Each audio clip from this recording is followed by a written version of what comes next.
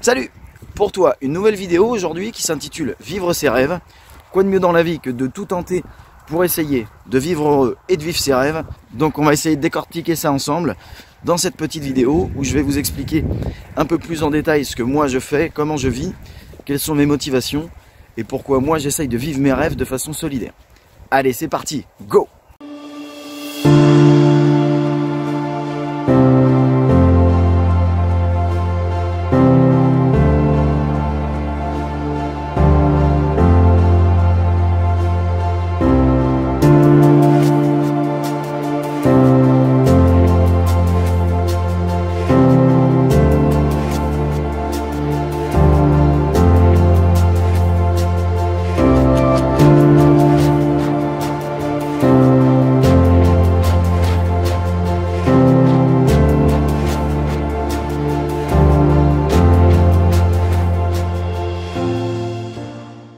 Voilà, donc moi j'avais envie à travers cette vidéo, déjà de me présenter un petit peu.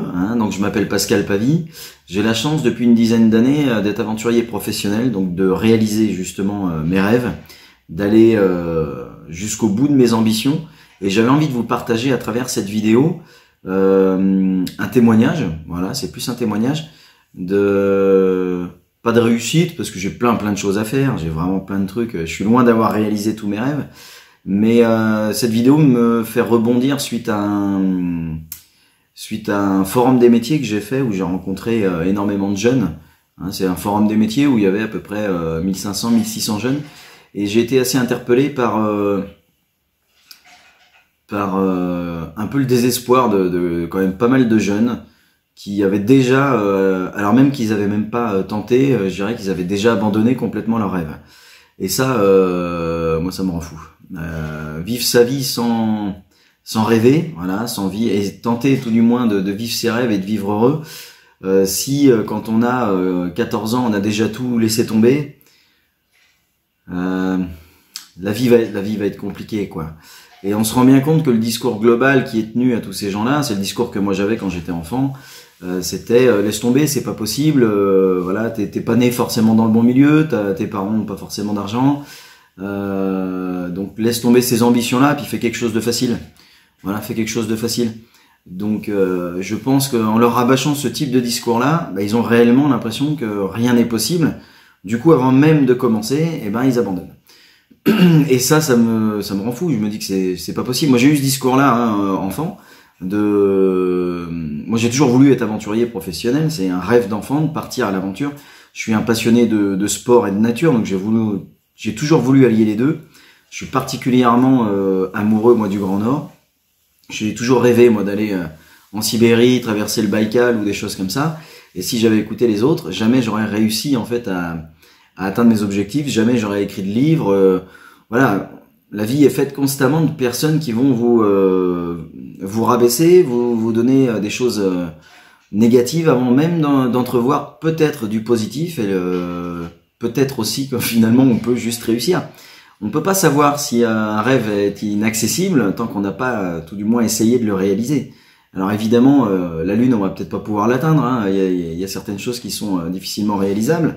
Par contre, on peut peut-être déjà toucher les étoiles, quoi. Et même si, quand bien même, on n'y arriverait pas à réaliser ce rêve ou cet objectif de carrière, de sport, de tout ce que vous pouvez avoir envie de faire, le fait d'essayer, au moins, ça vous permet de tourner une page. Alors ok, ça peut être un échec, mais je pense que la vie, elle est faite d'échecs et que les grandes victoires se font avec des petits échecs. Voilà. Et ça, c'est important. Il faut absolument tenter, il faut absolument essayer. Soyez motivés et bougez-vous. Voilà. Et moi, j'avais envie de vous parler un petit peu donc de ce que je fais depuis une dizaine d'années, et plus particulièrement de mes dernières expéditions. Voilà, parce que quand moi j'ai commencé à partir à l'aventure pour écrire des livres, tout d'abord, je suis parti en fait réaliser des défis avec un copain, avec mon pote David. Donc d'une manière assez simple. On a commencé dans les montagnes, dans le Massif central. On a fait des tout petits défis, des choses toutes simples, mais ça nous a mis le pied à l'étrier. Et ça nous a permis de voir si les gens étaient réactifs à ce qu'on faisait, déjà sur les réseaux sociaux, et puis aussi de nous préparer physiquement à des choses beaucoup plus grandes. Moi, j'avais des ambitions de de grand froid, de grand nord que je souhaitais assouvir, mais il faut y aller par étapes. Pour ne pas avoir l'impression que la marche est justement impossible à surmonter, il faut y aller par paliers. Et puis un jour j'ai sauté le cap, il y a justement une petite dizaine d'années où j'ai eu un événement qui a fait que je me suis rendu compte que la vie était extrêmement courte et qu'il fallait arrêter de remettre au lendemain en fait ses rêves et qu'il fallait absolument les réaliser puisque la vie est des fois parfois plus courte que ce qu'on peut nous dire. Voilà, donc j'ai pris mon sac à dos et je suis parti faire la traversée en solitaire de l'île de la Réunion. Je suis resté 1 mois et demi. Dans la forêt, dans les montagnes, j'ai passé du temps avec les habitants aussi, j'ai pris beaucoup de temps à discuter avec eux pour comprendre leur mode de vie, voilà, qu'est-ce qui eux les rendait heureux, plus particulièrement dans le cirque de Mafat, Sillaos aussi et à Elbourg, mais plus particulièrement dans le cirque de Mafat, où c'est un environnement où il n'y a pas de voiture, voilà, c'est pas accessible du tout en voiture, donc ils vivent pas en autarcie parce qu'il y a toujours moyen de pouvoir gravir ces montagnes à pied, mais ça se fait avec un effort relativement intense. Voilà, et plusieurs heures, voire selon certains endroits, plusieurs jours de marche. Donc j'ai commencé par ça. Je tiens aussi à préciser évidemment que 100% de mes défis jusqu'à présent ont été solidaires. Hein, j'ai traversé l'île de la Réunion pour les rhumatismes inflammatoires chroniques, voilà, pour faire parler de ces maladies-là et récolter de l'argent. Pour des fondations et des associations. Après, j'ai décidé de faire un 124 km en rando-course à pied, sans m'arrêter. Voilà. Alors je suis pas marathonien, donc ça tombait bien, puisque j'allais faire 3 marathons d'affilée sans m'arrêter. Donc encore une fois, ça semble impossible, mais c'est réalisable. La preuve, puisque je l'ai fait. Donc avant chaque, je dirais, défi, expédition en France ou à l'étranger, je vais me préparer pendant plus d'1 an. Voilà, donc là je me suis entraîné pendant plus d'1 an et puis j'ai relié la ville de Cholet, qui est ma ville natale, jusqu'à Noirmoutier, pour ceux qui connaissent, qui sont de l'ouest de la France, en passant par le fameux passage du Bois, qui est une route submersive, hein, qui à chaque marée en fait est recouverte par l'océan, et puis après voilà, une fois que la marée est basse, la route est de nouveau disponible. Donc c'était l'arrivée de ce grand défi, voilà, des 124 km que j'ai réalisé en 21h40. C'est la même chose. L'objectif n'était pas forcément de montrer finalement que j'étais capable de le faire, même si ça montrait quand même à pas mal d'enfants qu'on peut le faire, que tout est possible, mais qu'il faut être déterminé à entreprendre il faut aller jusqu'au bout. C'est-à-dire que c'est pas en étant dans son canapé à regarder Netflix que j'allais réussir à faire mes 124 km. Il a fallu que je m'entraîne dur pendant 1 an, plusieurs fois par semaine, à me lever tôt le dimanche matin pour aller m'entraîner aussi toute la journée, à faire 40, 50 km, pour être sûr que mon corps allait être capable de subir un petit peu cet effort un peu violent. Voilà, donc j'ai réussi ce défi-là, et puis après je suis parti faire une expédition donc sur le lac Baïkal, où là j'allais vraiment réaliser un de mes plus grands rêves. Donc j'ai traversé le lac Baïkal en plein hiver, hein, sinon c'est pas drôle. Voilà, puis c'est mieux quand on veut le traverser à pied, quoi. Voilà, l'idée c'était pas de le faire en canoë.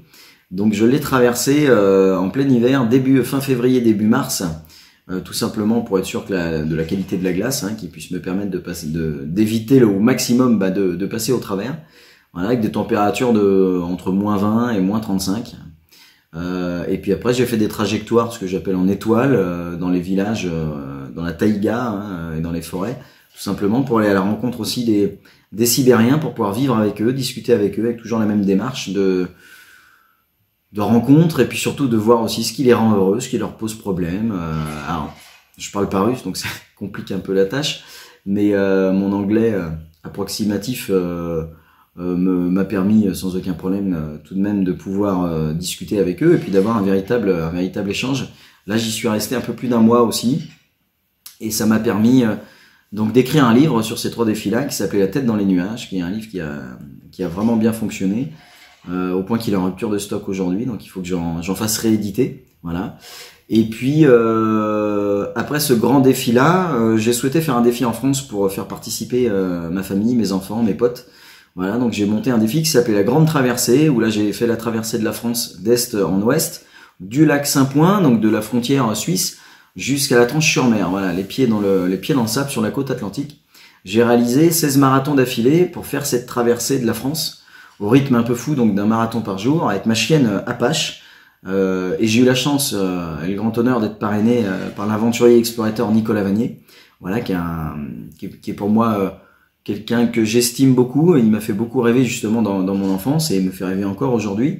Et j'ai eu la chance justement d'être parrainé par ce grand monsieur que je remercie encore vivement de ses conseils techniques aussi pour la Sibérie, que j'ai eu en Sibérie, et puis de ce parrainage qui nous a motivés, moi et la chienne, en puissance 1000, quoi. Ça a été vraiment une belle récompense pour nous. Donc encore une fois, 16 marathons d'affilée, quelque chose d'assez compliqué, d'assez dur. Encore une fois, certains ont toujours dit que ça allait pas être possible, que j'allais pas pouvoir aller au bout, que 16 marathons c'était trop long. Mais ils ont oublié quelque chose, c'est déjà la préparation physique. Je me suis préparé pendant plus d'1 an, encore une fois. La détermination sans borne que j'ai face à ça, qui n'est pas négligeable. Et puis j'ai fait ça pour lutter contre le cancer de l'enfant. Donc si vous voulez, ça vous met un petit coup de pied au cul quand vous êtes fatigué, à vous dépasser physiquement, puisque moi quand j'ai mal, quand je cours ou quand je marche avec la chienne sous la canicule à plus de 40 degrés, c'est un choix, je l'ai choisi, donc je vais pas me plaindre, j'ai juste à avancer et puis à me taire. Les enfants malades, eux, ils ont pas choisi, donc il était hors de question de ne pas réussir ce défi-là. Donc à tous ceux qui pensent que c'est impossible, encore une fois, la preuve en est qu'un gars relativement banal, avec une vraie préparation physique et une belle détermination, est capable de grandes choses pour soi, mais surtout pour les autres. Voilà, parce que ce côté solidaire, pour moi, il est vraiment primordial. On a réussi à récolter plus de 2600 € pour les enfants, pour le laboratoire Gustave Roussy à Paris. Et ça, c'est voilà, c'est un peu le leitmotiv, moi, de mes expéditions. Donc, pour synthétiser un petit peu tout ça, pour réaliser ses rêves, il faut se bouger. Il faut se bouger. Déjà, il faut être un peu déterminé, il faut arrêter d'écouter les autres. Il faut essayer de se faire un peu confiance. Et puis, il faut tout faire pour essayer d'avancer. Il faut se donner les moyens de réussir. Ne restez pas dans votre canapé à écouter les gens qui vont vous dire que c'est impossible. Bougez-vous, montrez-leur que c'est possible, montrez-leur que vous êtes déterminé et que vous mettez les choses bien les unes derrière les autres pour être capable d'entreprendre et d'aller au-delà de vos rêves, au-delà de vos capacités et au-delà de vos rêves. C'est très important. Prenez un crayon, un papier, mettez-vous vos rêves sur une petite liste. Moi, j'ai un agenda comme ça où je sais quasiment sur toute ma vie ce que j'aimerais faire. Alors après, peut-être qu'il y en a que je ferai jamais, mais en tout cas, j'essaye de les faire les unes après les autres et je me donne les moyens. Je regarde pour la grande traversée, par exemple, je regarde la préparation physique qu'il faut, le matériel qu'il faut, l'équipe qu'il faut, puisque là, je suis avec un chien. Ça nécessitait d'avoir une équipe qui puisse me suivre pour récupérer le chien si le chien avait un problème. Je faisais des conférences régulières pendant cette traversée, donc il fallait des gens qui puissent m'aider aussi à mettre en place ces conférences pour que je puisse intervenir et me reposer un peu avant la conférence, puisque je faisais un marathon avant quand même, donc il fallait que je sois en forme. Voilà, mais tout ça, ça peut être des freins, mais quand on est motivé et déterminé, il n'y a pas de souci, on peut tout entreprendre et si on est vraiment déterminé et qu'on est positif, vous allez réussir à mettre des gens avec vous dans votre sillage et ils vont vouloir vous suivre et vous aider. Et ça, j'en suis intimement persuadé, le bien attire le bien, le positif attire le positif. Quant à tous ceux qui sont négatifs, restez dans votre canapé à mater Netflix et puis voilà, soyez heureux. Si vous êtes heureux comme ça, écoutez, c'est tout le mal que je vous souhaite.